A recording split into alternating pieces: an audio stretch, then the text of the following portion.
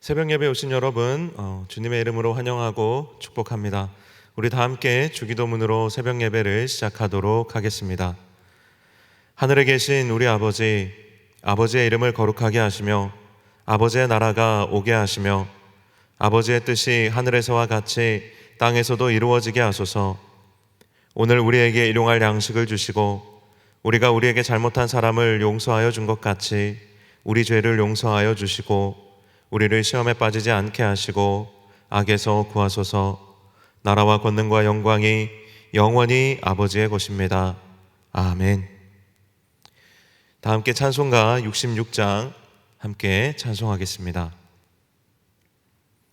찬송가 66장 다 감사드리세 함께 찬양하겠습니다.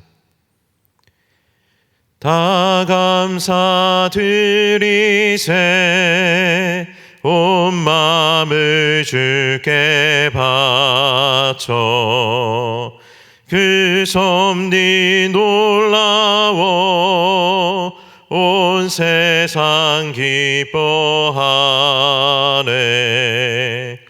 옛부터 주신 복 한없는 그 사랑 선물로 주시네. 이제와 영원히 사랑의 하나님 언제나 함께 계셔 기쁨과 평화에 복 내려 주옵소서. 몸과 맘 병들 때 은혜로 지키사 이 세상 악에서 구하여 주소서. 감사와 찬송을 다 주께 드리오라. 저 높은 곳에서 다스리시는 주님 영원한 하나님 다 경배하여라. 전에도 이제도 장래도 영원히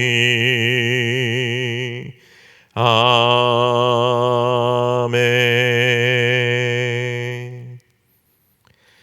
오늘 우리에게 주신 하나님 말씀은 디도서 3장 1절부터 7절까지의 말씀입니다.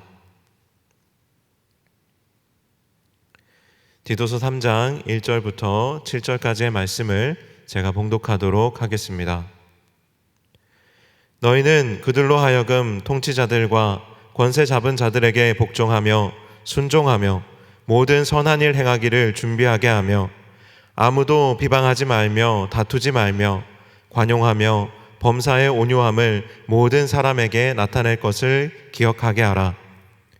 우리도 전에는 어리석은 자요 순종하지 아니한 자요 속은 자요 여러 가지 정욕과 행락에 종노릇한 자요 악독과 투기를 일삼은 자요 가증스러운 자요 피차 미워한 자였으나 우리 구주 하나님의 자비와 사람 사랑하심이 나타날 때에 우리를 구원하시되 우리가 행한 바 의로운 행위로 말미암지 아니하시고 오직 그의 긍휼하심을 따라 중생의 씻음과 성령의 새롭게 하심으로 하셨나니 우리 구주 예수 그리스도로 말미암아 우리에게 그 성령을 풍성히 부어주사 우리로 그의 은혜를 힘입어 의롭다 하심을 얻어 영생의 소망을 따라 상속자가 되게 하려 하심이라. 아멘. 함께 기도하시겠습니다. 참 좋으신 하나님 아버지, 이른 시간 하나님 앞에 예배로 나아갑니다. 이 시간을 통하여 우리의 분주하고 또 번잡한 모든 생각들을 하나님께서 깨끗하게 씻어주시고 진리 안에 우리의 삶을 바로 세울 수 있는 시간이 되게 하여 주옵소서. 또한 하나님 선포된 모든 말씀이 우리의 심중에 깊은 아멘으로 하나님 고백되게 하시고, 이것이 기도의 재료가 되어 또한 이 하루를 살아갈 힘을 또 기도 가운데 얻게 되는 은혜의 시간 될 수 있도록 인도하여 주시옵소서. 예수 그리스도의 이름으로 간절히 기도하옵나이다. 아멘. 네, 오늘 본문은 디도서 3장의 말씀입니다. 디도서는 여러분 또 이틀간의 또 새벽 예배를 통해서 또 여러분 배우시고 또 알게 되신 것처럼 바울이 아들처럼 여기는 디도가 또 심무했던 사역지이기도 합니다. 그레데라는 섬에 있는 교회입니다. 이 교회에 이 서신을 보낸 바울이 말미에 주는 메시지는 딱 한 가지로 요약할 수가 있습니다. 그것은 뭐냐면 순종입니다. 그리스도인의 삶의 방식을 어떻게 우리가 받은 은혜에 대해서 삶에서 고백하며 살아갈까 했을 때 디도서에 아주 강력하게 선포되고 있는 메시지는 철저한 순종이라는 것입니다. 이 순종은요, 그냥 내가 생각해보고 옳으면 그대로 행하는 이해되는 수준을 뛰어넘어서 노예가 주인에게 행하듯이 철저한 복종과 같은 순종을 바울은 이 그레데 교인들에게 요구하고 있습니다.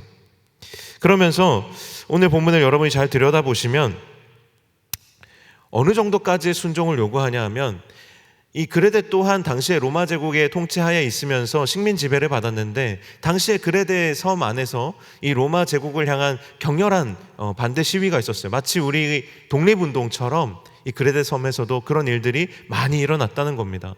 그런데 바울은 오늘 이 본문을 우리가 묵상하다 보면 그런 독립운동까지도 하지 말고 로마의 권세에 순종하라고까지 하는 것처럼 들릴 수가 있습니다. 그렇죠.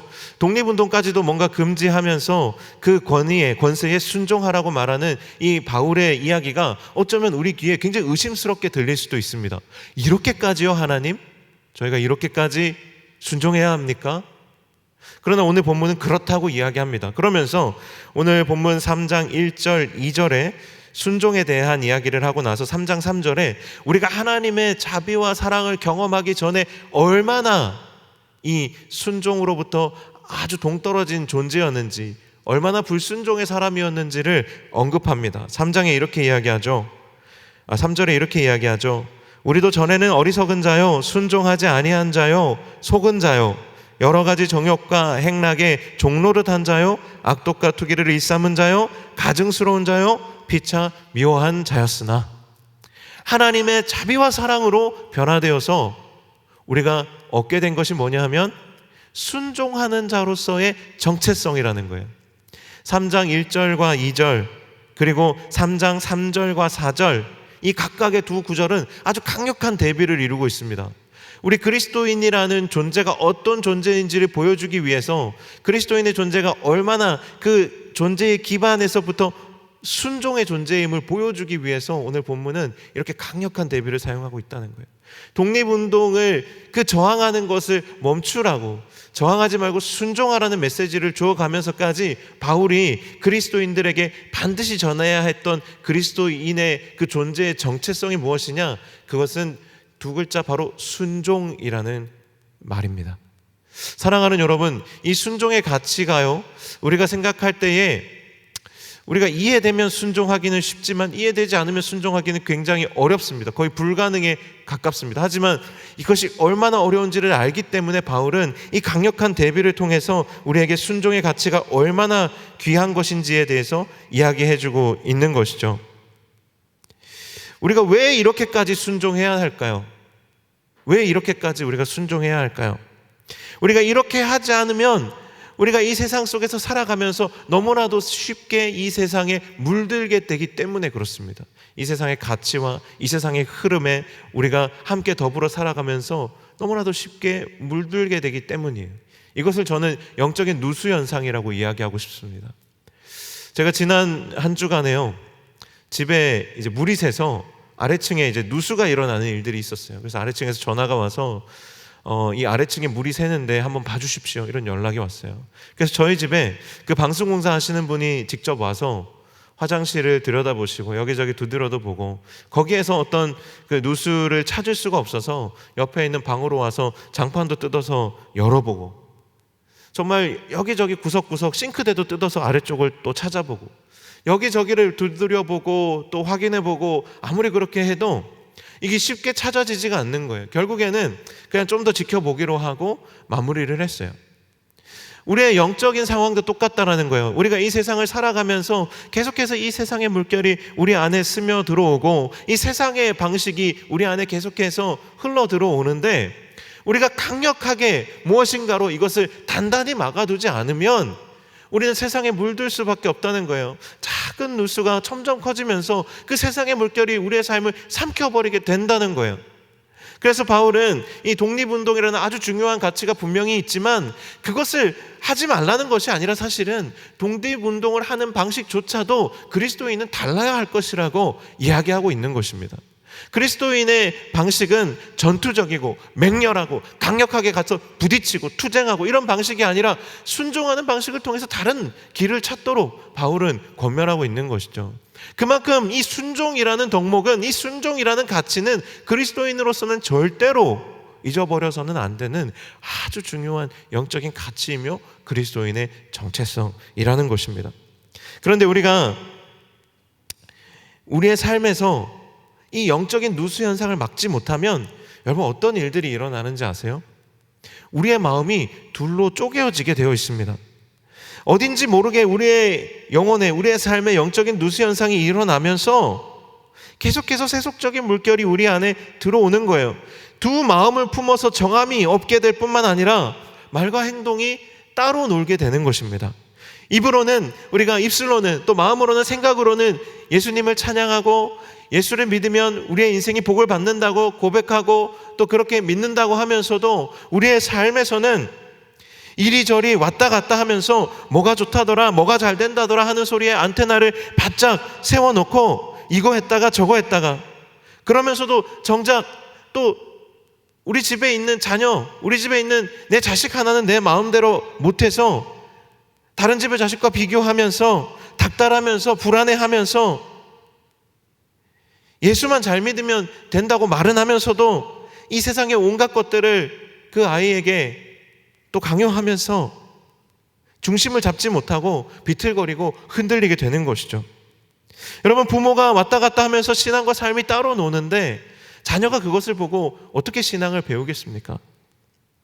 사랑하는 여러분, 그래서 바울은요 그레데의 목회자 디도에게 그리스도인의 생활에 대하여 가르치는 이 디도서 3장을 통해서 그레데인들의 신앙생활에도 이런 영적인 누수 현상이 일어나지 않도록 단단히 가르칠 것을 말하고 있습니다. 그리스도인은 이 세상에 순종의 가치를 회복해야 할 존재입니다. 왜냐하면 죄의 본질이 철저하게 교만으로부터 시작되고 그 교만의 그 죄의 본성으로부터 나오는 그 죄의 형태들은 한마디로 요약하면 불순종이기 때문에 그래요. 그래서 오늘 본문 1절 하반절에 보면 중요한 내용을 언급합니다. 모든 선한 일 행하기를 준비하게 하며, 바울은 디도에게 그레데의 성도들이 늘 선한 일에 힘쓰도록 힘써 가르치라고 말합니다. 결론은 이거예요.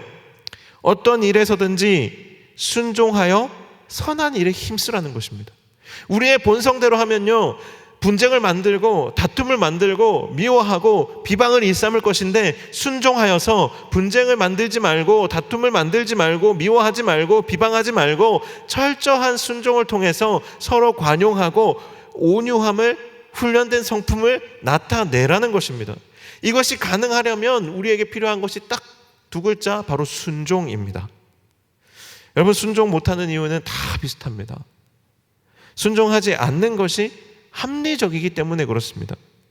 순종하면 내가 손해를 보고요, 순종하면 내 자존심이 상하기 때문에 그렇습니다. 내 생각이 꺾이기 때문에 그렇습니다. 내 의로움이 꺾이기 때문에 그렇습니다. 그러나 여러분, 이 영적인 원리를 생각할 때 우리가 정말로 복을 받으려면, 우리가 정말로 우리의 삶에 정말 하나님이 열어주시는 그 은혜의 문이 열리려면 우리에게 필요한 것은 뭐예요? 딱 한 가지뿐이에요. 오늘 본문에 따르면 순종입니다. 욕하고 싶어도 참고, 불평하고 싶어도 참고, 화내고 싶어도 참고, 싸우고 싶어도 참고, 나를 꺾고 순종할 때 그곳에 하나님의 나라가 임한다는 거예요. 그곳에 하나님의 복이 임하고 자라난다는 거예요. 화내고 싸우고 욕하고 불평하는 사람 치고 하나님의 의를 나타내는 사람을 본 적이 없습니다. 다 자기 의에 도취되어서 그러는 거예요. 하나님의 의는 그렇게 이루어지지 않는 거예요. 어제도요, 한 권사님 만나서 이런저런 이야기를 나누면서 또 한 번 더 느꼈습니다. 하나님께 복받은 사람 치고 순종하지 않은 사람이 없는 거예요. 순종한 사람이 결국은 복을 받는 거예요. 그러나 기적을 바라고 순종하는 것은 온전한 순종이라 할 수 없죠.